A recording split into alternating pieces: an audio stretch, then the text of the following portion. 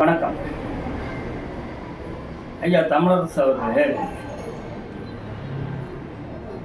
தமிழகத்தில் நம்மளுடைய ஆளுநர் சட்டமன்றத்தில் நடந்து கொண்ட அந்த நிகழ்வை பற்றி நீங்க என்ன நினைக்கிறீங்க?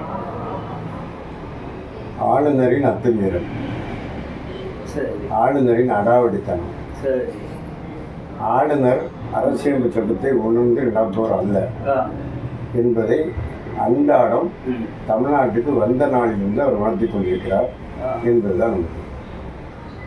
சரி, சட்டப்படி அவர் நடந்து கொள்ளல அப்படிங்கிறத நீங்க எதை வச்சு சொல்றீங்க? இன்றைக்கு இந்தியாவின் வடகிழக்கு மாகாணங்களில் எந்த சட்டசபையிலும், குறிப்பாக ஜார்க்கண்ட், நாகாலாந்து போன்ற மாநிலங்களில் ஆண்டு முதல் கூட்டமோ இடைக்கூட்டமோ எந்த கூட்டமாக இருந்தாலும் கவர்னர் இல்லாமலே தான் நடக்கிறது. ஆளுநர் உரை என்பதே அங்கே இல்லை. அப்போ நமக்கு அதில் தெரியுது, நாம் அரசியல் சட்டத்தை கரைத்து குடித்தவர்கள் அல்ல. கரைத்து குடித்தவர்கள் நம்ம இயக்கத்தில் 1000 பேர் இருக்கிறார்கள் நமக்கு சொல்லிக் கொடுப்பதற்கு.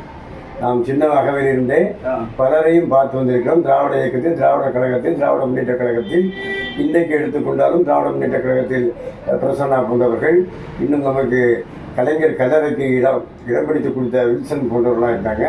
திராவிட கழகத்தை மதிவதனி போன்றவர்கள், அருள்மொழி போன்றவர்களாக இருக்காங்க. அவங்க நம்ம சொல்லிக் கொடுக்காங்க. என் தலைவர், தமிழக தலைவர் ஆசிரியர் ஐயாவே மிகப்பெரிய வழக்கறிஞர். அவர்கள் நமக்கு சொல்லிக் கொடுக்கிறார்கள். மரபு என்பது உடைக்கக்கூடியது. புதிய மரபுகள் உருவாகும். 1947 தேசியத்தை பாடி தான் தொடங்கினாங்க, 52 தொடங்கினாங்கன்னு சொன்னால் இன்றைக்கி அப்படி தான் தொடங்கணும்னு ஒன்று கட்டாயம் கிடையாது. அதை நாம் 67 அண்ணா நமக்கு தமிழ்தாய் வார்த்தைன்னு ஒன்று நமக்கு அண்ணா ஆட்சிக்கு வந்த பிறகு முதலில் அதையும் நாம் இத்தனைக்கும் வடகிழங்கு மாகாணங்களைப் போல மறுப்பதில்லை. நாட்டுப்பண்ணை கடைசியாக பாடுகிறோம்.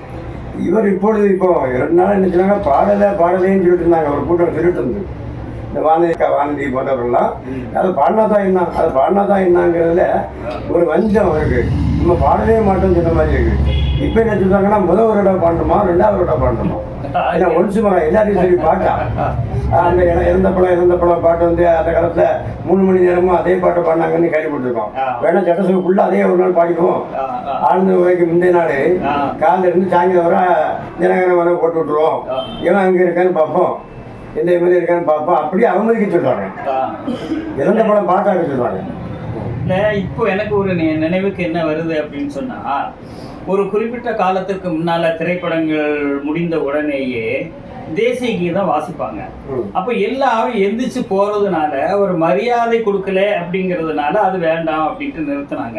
அப்போ தேசிய கீதத்தை ஒரு நிகழ்வு முடிந்த பிறகு கடைசியாக தேசிய கீதத்தை சொல்லி நாட்டுக்கு வணக்கம் சொல்லி முடிப்பதுதான் மரபுங்கிறது நம்ம எல்லாத்துக்கும் தெரியுது. ஆனா இந்த ஆளுநருக்கு அது தெரியவில்லையா? தெரியல. ஆளுநர் அவங்க அன்னைக்கு நான் ஒரு செய்தியை பார்த்தேன். சில அந்த ஜனாதிபதி கலந்து கொள்ளக்கூடிய கூட்டத்தில் முதலிலும் ஜனகணமன போடுறாங்களாம், கடைசியும் போடுறாங்களாம். அது ஆளுநர், அந்த ஆளுநர் வெளி மாநிலத்துக்கு போனால் அந்த மாநிலத்தை அவங்க செய்கிறாங்க. சில மாநிலங்கள் கர்நாடகா அங்கெல்லாம் செய்கிறாங்களாம். அதையே நம்மளும் செய்யணும் கட்டாயம் கிடையாது. இது வேற்றுமையில் ஒற்றுமை காணக்கூடிய ஒரு நாடு. அதுதான் அந்த நாட்டுடைய பலமும் கூட. அழகாக ஐயா சுழவி அழகாக சொல்லுவார்.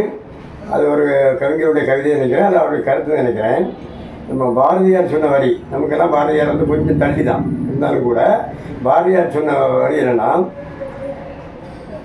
30 கோடி முகமுடையார் எனி மொயம்புற ஒன்றுடையார், செப்பு மொழி 18 உடையார் எனில் சிந்தனை ஒன்றுடையார். செப்பு மொழி 18 இருக்கும் வரை சிந்தனை ஒன்றாக இருக்கும். செப்பு மொழி ஒன்றாக நீ திணித்தால், ஒரே நாடு ஒரே மொழி என்று கொண்டு வந்தால் சிந்தனை பரவலாக மாறும். இது எங்களுடைய எச்சரிக்கை ஆளுநர் வழியாக. அருமையாக சொன்னீங்க. இப்போ எனக்கு இதில் ஒரு ஐயப்பாடு எப்படி வருது அப்படின்னு சொன்னால், சில இடங்களில் சில மாநிலங்களில் ஆரம்பத்திலேயே தேசிய கீதம் இசைக்கிறாங்க, முடிவில் இசைக்கிறாங்க.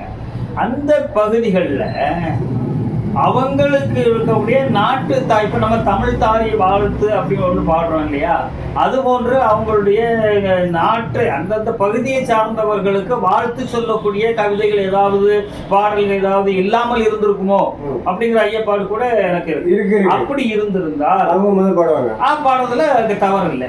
இங்க அப்படியே இல்லவே.